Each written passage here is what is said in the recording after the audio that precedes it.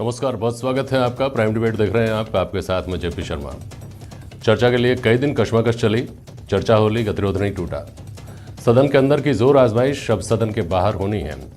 वैसे पहले से ही तय मानकर चला जा रहा था कि इस बार विपक्ष रीट के मुद्दे की आंच को इतनी आसानी से ठंडा नहीं होने देगा, इसलिए ना निलंबन से बात बनी, ना ही चर्चा कराना काम आया। कुल मिलाकर मुद्दा सीबीआई जांच के इर्द गिर्द घूम रहा है, जिस पर विपक्ष कोई समझौता करने के मूड में नहीं दिखता और उतना ही सख्त रवैया सरकार का भी दिखाई देता है कि एसओजी ने जिस तरह से प्रोएक्टिव होकर जांच की है और कर रही है, उससे इसकी जांच बदलने का कोई कारण नजर नहीं आता। तो सवाल ये उठते हैं कि चर्चा से भी नहीं निकला तो कैसे निकलेगा हल।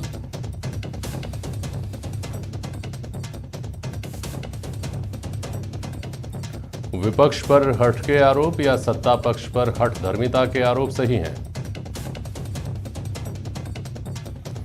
और विधायी कामकाज को कब तक बाधित करेगा रीट के ऊपर चल रहा हंगामा? अवधेश आकोदिया वरिष्ठ पत्रकार हमारे साथ हैं, आर तिवारी जी हैं कांग्रेस के प्रवक्ता, और राज बहस में डॉक्टर निमिषा हमारे साथ जुड़ी हुई हैं, भारतीय जनता पार्टी के नेता। बहुत स्वागत है आप सभी का। निमिषा जी, पहले आप लोगों की लगातार मांग ये थी कि चर्चा कराई जाए, निलंबन के वापसी की मांग रखकर फिर यह तय हुआ कि चर्चा हो जाएगी तो बात शायद सुलझ जाएगी। चर्चा से भी नहीं माने, कैसे मानेंगे? देखिए जेपी जी, हमने कहा कि चर्चा के माध्यम से सीबीआई जांच की अनुशंसा के आधार को विधानसभा के पटल पर सामने रखेंगे। संस्थागत भ्रष्टाचार हो रहा है। जिन्होंने जिम्मेदारी ली कि हम परीक्षा करवाएंगे अच्छी तरह से, शिक्षा संकुल से पेपर लीक हुआ और सेकेंड डे पूरे स्टेट का इंटरनेट ऐसे बंद कर दिया गया भयावह तरीके से, जिससे जहां पहुंचना है वहां सुलभता से पहुंच जाए, बाकी जगह नहीं पहुंचे, ऐसा प्रतीत होता है। तो सीबीआई जांच की अनुशंसा का आधार क्या है, ये चर्चा के माध्यम से सामने लाया गया है।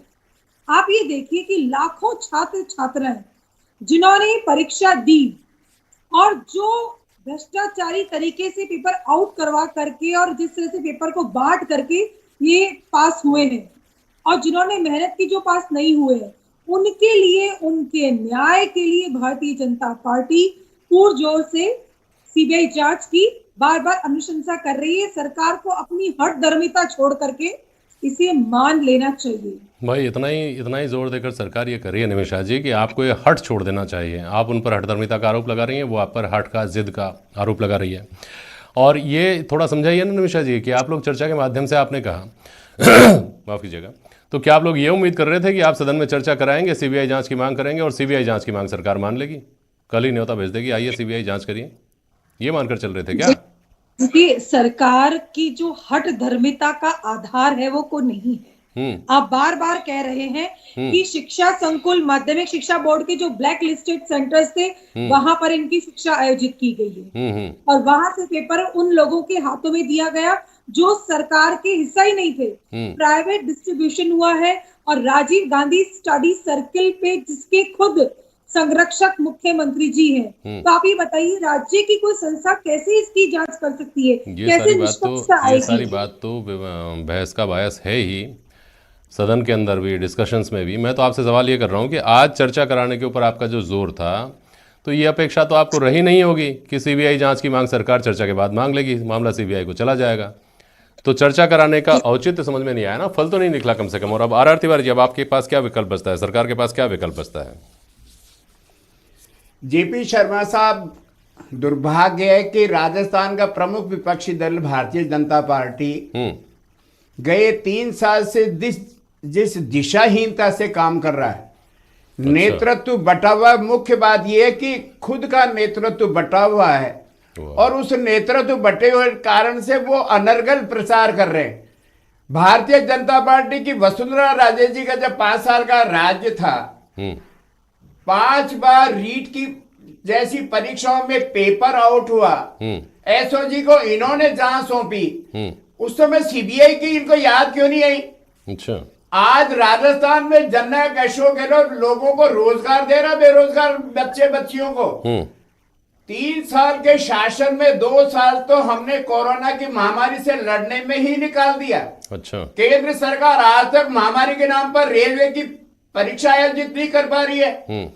राजस्थान ने 1 लाख लोगों को रोजगार दिया और 1 लाख लोगों को देने का 2 साल का संकल्प है। बेरोजगार लड़के लड़कियों के खिलाफ ये जो कुछ कर रहे हैं, मैं कह रहा हूं ये राजस्थान के नौजवानों के खिलाफ लड़ाई लड़ रहे हैं। अरे सीबीआई को अगर जांच अगर दे भी देंगे निमिषा जी, सीबीआई को राजस्थान की सरकार ने 5 केस दे रखे, अलवर का कांड हमने दे रखा है, सीबीआई की जांच हो गई क्या?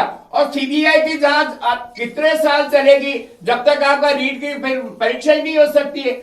राजस्थान के नौजवानों के साथ में खिलवाड़ करना बंद कर दो। भारतीय जनता पार्टी के नेताओं, पहले तय करो कि आपका नेता कौन है। किरोड़ीलाल मीणा आपका नेता है, सतीश पूनिया आपका नेता है, राजेंद्र राठौड़ आपके नेता है, या गुलाब चंद कटारिया नेता है? हर आदमी आने वाले भविष्य में अपने आप को मुख्यमंत्री के रूप में प्रेजेंट करना चाहते हैं और राजस्थान में अशांति का वातावरण, बेरोजगार लड़के लड़कियों के नाम पर ये राजस्थान में अराजकता का माहौल पैदा करना चाहते हैं।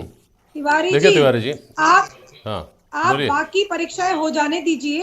जो रीट की परीक्षा स्पेसिफिक है, आपने पटवारी, लाइब्रेरी, जेईएन सारी परीक्षा निरस्त करवाई।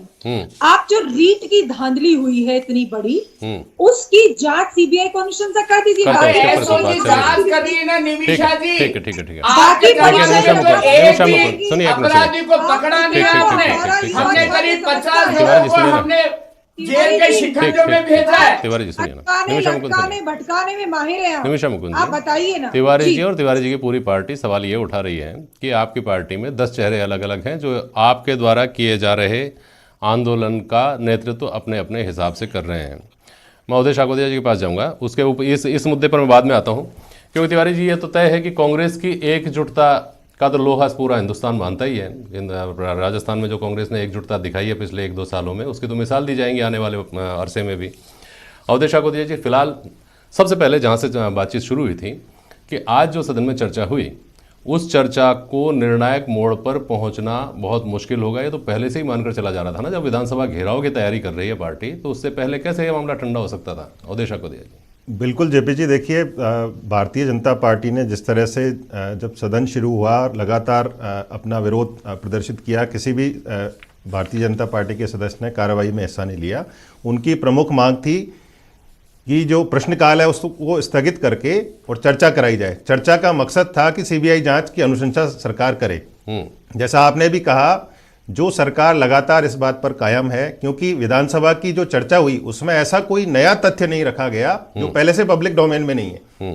विपक्ष के जितने भी नेता हैं जो इस रीट के मामले में मुखर हैं, इन सभी तथ्यों को पहले ही पब्लिक प्लेटफॉर्म पर रख चुके हैं। तो आपने कोई नई बात कही नहीं, सरकार भी उसी बात पर कायम है जो लगातार इतने दिन से सरकार कह रही है। परीक्षा रद्द हुई उससे पहले से या परीक्षा रद्द हुई उसके बाद से, तो इतने दिन तक आपने जो गतिरोध कायम किया, कम से कम जो अपने सदस्य थे उनको आपने ना प्रश्नकाल में बोलने दिया, ना राज्यपाल के अभिभाषण पर जो धन्यवाद प्रस्ताव आया उसमें बोलने दिया, ना दूसरे जो मुद्दे हैं उनको उठाने दिया। तो आपने हासिल क्या किया अल्टीमेटली?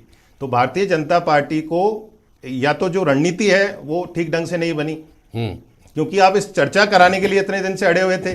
चर्चा खत्म होने के बाद भी आपने वही रणनीति अपनाई जो इतने दिन से आप चला रहे थे। तो आपने हासिल क्या किया? क्योंकि जो विधानसभा होती है, जो सदन होता है, वो मुद्दे उठाने के लिए होता है। तो आपने अपनी पार्टी के विधायकों को ना कोई प्रश्न पूछने दिया, ना कोई दूसरे मुद्दे उठाने दिए, ना ही राज्यपाल के अभिभाषण में धन्यवाद प्रस्ताव पर आपने बोलने दिया। तो आपने हासिल क्या किया? मेरे हिसाब से कुछ भी नहीं। ठीक है।